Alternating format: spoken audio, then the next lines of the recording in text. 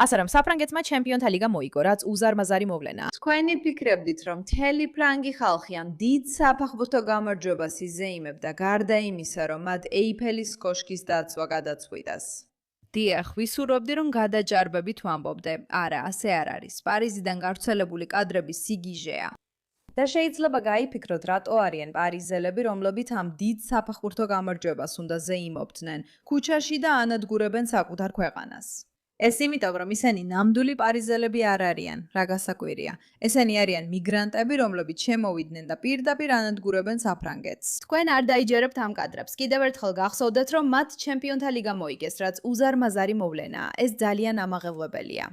და ისინი იღვიძებენ ან იძინებენ აბსოლუტურ და სრულ ქაოსში ქალაქში, რადგან ამ ადამიანებს პარიზი არ აინტერესებთ, მათ არასდროს აინტერესებდათ. კეთილი იყოს თქვენი მობრძანება პუშპექში. მე მირაკი ვარ, თქვენი წამყვანი, ენი წამყვანი. დარწმუნდით, რომ გამოიწერთ არხს და აკომენტარებთ ამ ვიდეოს და უბრალოდ გაუზიარებთ თქვენს მეგობარს, რადგან ჩვენ უპირისპირდებით. საკმარისია, მოემზადეთ. კადრები საკმაოდ ძალადობრივი და არასასიამოვნოა საყურებლად.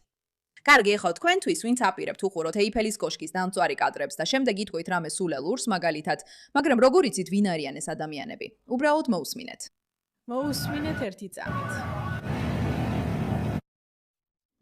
მოусმინეთ აუდიოს. უბრალოდ უნდა დავრწმუნებულიყავი, რომ აუდიო სწორია. მოусმინეთ.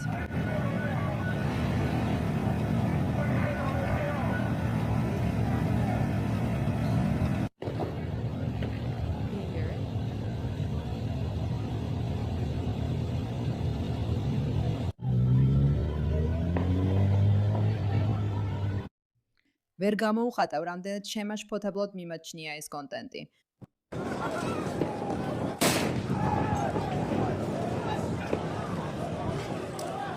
ეიფელის კოშკი.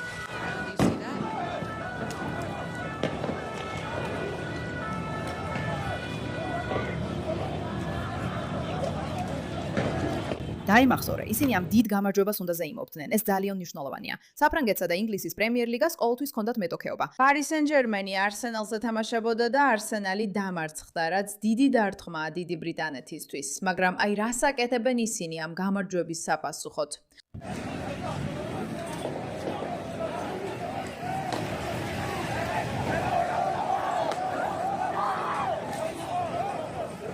გესმის ყვირილი? დაინახე ის სიტყვები. ეს სცენას გავს. ასე ჩანს, ზუსტად ასე ჩანს.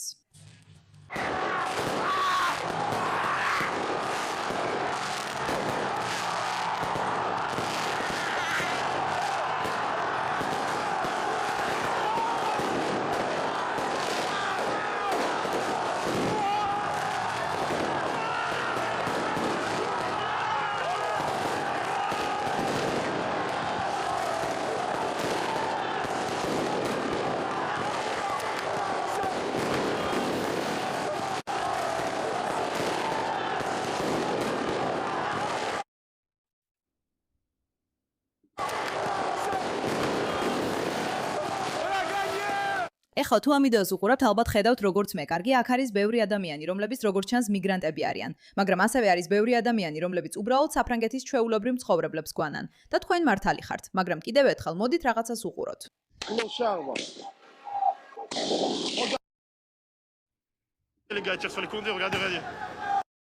გულისხმობ ამ კადრებს. ადრეული 6.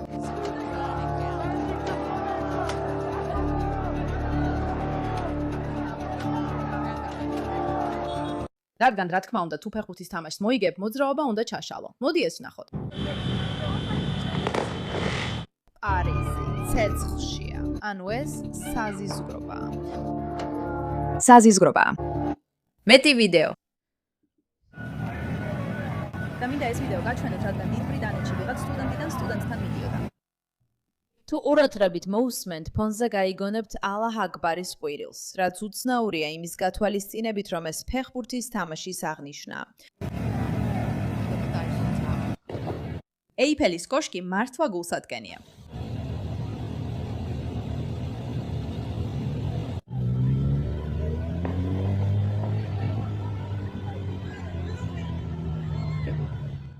კიდევ ერთხელ, ეს ძალიან სუსტად ისმის. აუდიოში კარგად ვერ გაიგონებთ, მაგრამ რომ დავაზუსტო, ეიფელის კოშკი არ დაუწვავთ. ისინი წვავენ რაღაცებს სცენაზე. ეს არის მდინარე მის გვერდით, რაც ქმნის, როგორ თქვა, როცა ფარავენ, ისე ჩანს თითქოს მთელი ეიფელის კოშკი ბოლშია გახვეული. მაგრამ ამ ვიდეოსაც შეხედეთ. და ეს ვიდეო მართლა ყველა ვიდეოდან ყველაზე მეტად ესმაშინებს. შეხედე, გადაიღე ყველაფერი შენს გარშემო. აქ არიან ალჟირელები, ტუნისელები, მაროკოელები, სენეგალელები, ვინც გინდა? მარინ, აქ ვართ ძმაო. ჩვენ გერმანელებს სწრაფად გავაკეთეთ. პარიზი 3 საათში ავიღეთ. გერმანელებმა კი 24 საათში აიღეს. შეხედე, გადაიღე. კარგი, ის ამბობს. შეხედე, ეს გადაიღე. აქ ყავს ალჟირელები, ტუნისელები, მაროკოელები, სენეგალელები, ლეპენი, ეს მარინ ლეპენია, საფრანგეთის უკიდურესად მემარჯვენე პოლიტიკოსი.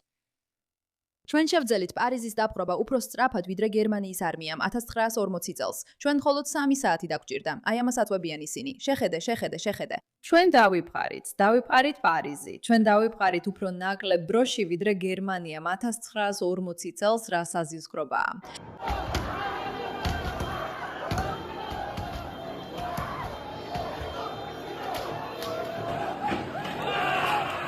იცი, რაღაცას მხოლოდ მაშინ ანადგურებ, როცა მას არ აფასებ. აი ეს არის ის, რასაც ადამიანები ავიწყდებათ. როცა კონკრეტულ საზოგადოებას არ აფასებ, მის განადგურებაში თავს კომფორტულად გრძნობ. თუ აფასებ, თუ ზრუნავ მასზე, ასე არ იზეიმებდი. არ გახვიდოდი გარეთ, არ დაანგრევდი მაღაზიებს და შუქ ნიშნებს, არ დაწოვდი არაფერს. ასე არ ზეიმობენ ადამიანები, რომლებიც სინამდვილეში აფასებენ საზოგადოებას. მაგრამ ეხლა ფრანგული საზოგადოება ფაქტობრივად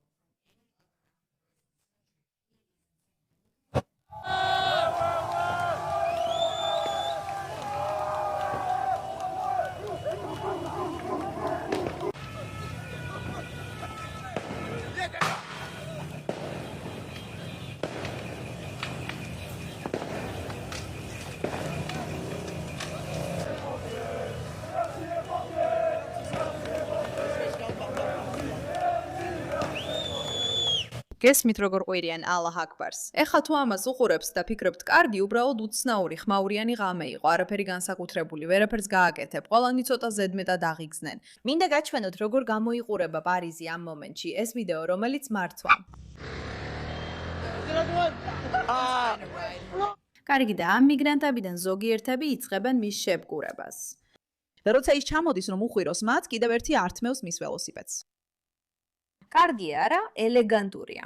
ეხლა ეს ელონ მასკმა გამოაქვეყნა, რადგან გთხოვთ გაითვალისწინოთ, რომ ეს არის მზის ამოსვლა, კარგი? ეს ნიშნავს, რომ ისინი გუშინ ღამით მოიგეს ეს თამაში და მთელი ღამის განმავლობაში ისინი ისევ აგრძელებენ. ეხლა კიდევ ერთხელ გააჩერეთ ნებისმიერ წამზე. შეხედეთ აქ მყოფ ადამიანებს. შეხედეთ მათ, დაფარული სახეები, მათგან ბევრი მიგრანტია და სინამდვილეში არა საფრანგეთიდან. ეხლა კიდევ ერთხელ ეს კადრები უბრალოდ დაუჯერებელია. ნამდვილად გასაოცარია, თქვენ ამას ხედავთ. როგორც საომარი ზონა. ნამდვილი ომის ზონა. ეს რა ჯანდაბაა?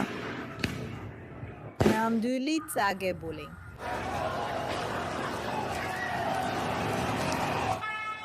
გადააქცია ეს ომის ზონა.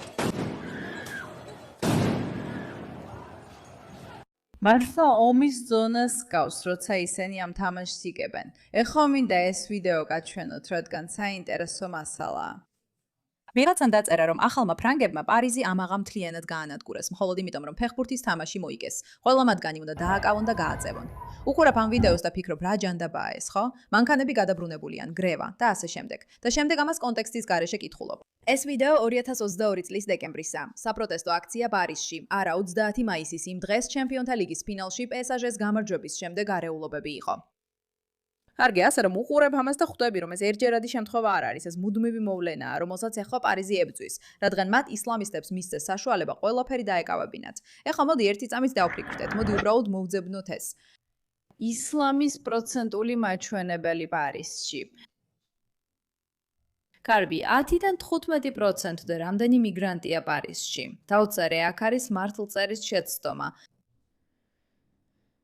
ქალაქის 20%, აი ესე მეგობრებო, აი ესეა. ქალაქის 20% ასე გამოიყურებოდა ყველაფერი 2022 წელს. ეხლა მხოლოდ იმიტომ, რომ თამაში მოიგეს, გონიათ, რომ ყველაფრის განადგურება შეუძლიათ. აი ასე გამოიყურება ეს. ასე გამოიყურება ევროპის მომავალი, თუ ხალხი არ მოეგება გონს და არ გაიგებს, რომ ეს ყველასთვის საფრთხეა. მადლობა ყურადღებისთვის.